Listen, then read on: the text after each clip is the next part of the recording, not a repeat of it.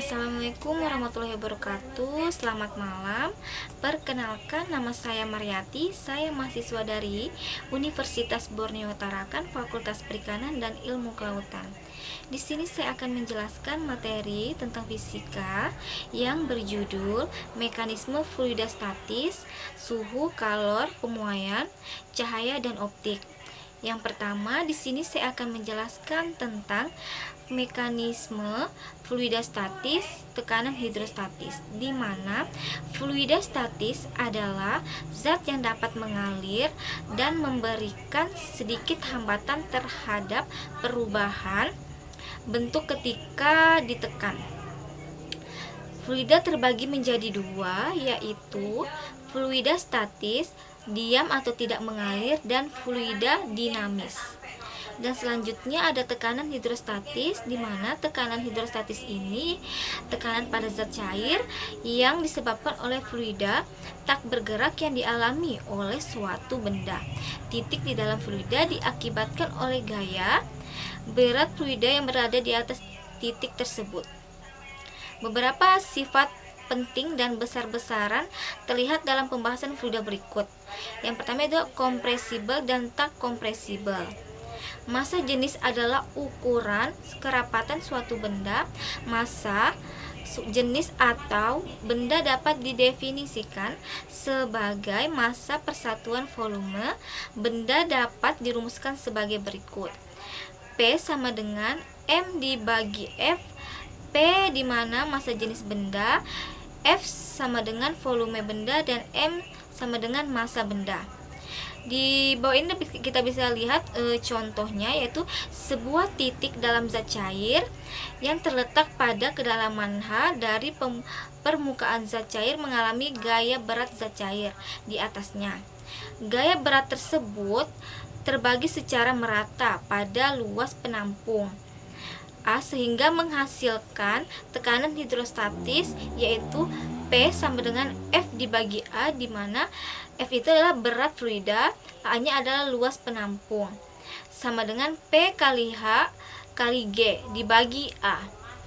Jadi rumus tekanan hidrostatis adalah PH sama dengan P kali G kali H. Yang selanjutnya adalah hukum utama hidrostatis, di mana hukum utama hidrostatis ini berbunyi tekanan hidrostatis pada sembarang titik yang terletak pada zat atau bidang mendatar di dalam zat cair fluida yang diam besarnya sama.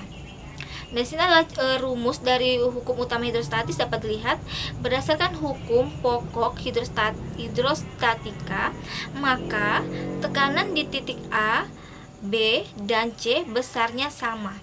Bisa dilihat pada gambar berikut. Yang selanjutnya itu adalah suhu, kalor, dan pemuaian, di mana suhu adalah berfungsi untuk menyatakan derajat panas atau dinginnya suatu zat. Suhu juga merupakan besaran pokok. Suhu beserta pengukurannya itu adalah termometer. Cara kerja termometer berdasarkan perubahannya itu terbagi menjadi sifat pada zat termometer yang digunakan dalam termometer terhadap perubahan suhu, yaitu termometer fluida, termometer bimetal, dan optik. Yang selanjutnya itu ada kalor. Kalor adalah salah satu bentuk energi yang mengalir karena perbedaan suhu.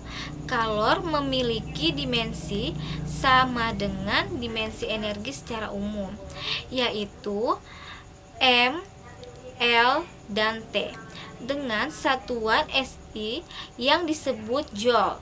Kalor merupakan besaran turunan. Dari pernyataan di atas dapat dituliskan sebagai berikut.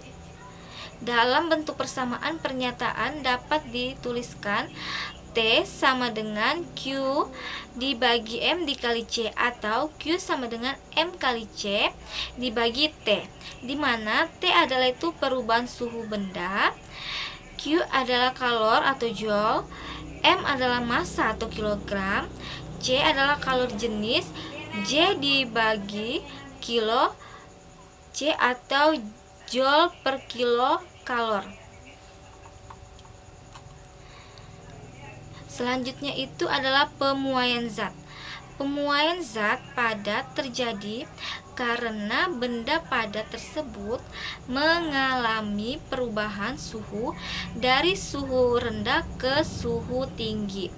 Karena besarannya pemuatan zat padat tergantung dari koefisiensi mual dari benda padat tersebut. Jadi bisa disimpulkan besarnya pemuatan itu dapat mengalami perubahan suhu dari rendah ke tinggi dan sebaliknya dari tinggi ke rendah.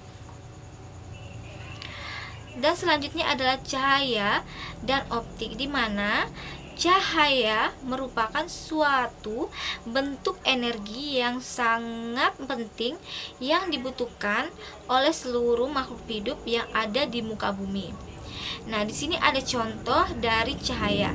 Sinar datang dan sinar terpantul dengan bidang pantul, di mana I ini adalah sudut datangnya cahaya, dan titik R ini adalah di mana sudut pantul datangnya cahaya, dan N itu adalah garis normal dari cahaya yang dipantulkan. Sumber cahaya adalah benda yang bisa menghasilkan cahaya.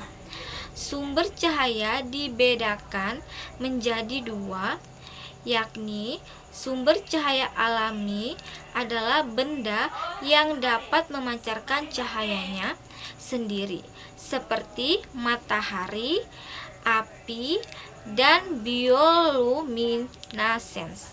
Dan sumber cahaya buatan adalah benda yang dapat memancarkan cahaya akibat suatu proses tertentu. Sekian dan terima kasih dari penjelasan saya mengenai materi yang sebelumnya saya jelaskan. Semoga bermanfaat untuk pembelajar selanjutnya. Mohon dimaafkan jika ada kekurangannya, dan sekian, terima kasih. Assalamualaikum warahmatullahi wabarakatuh.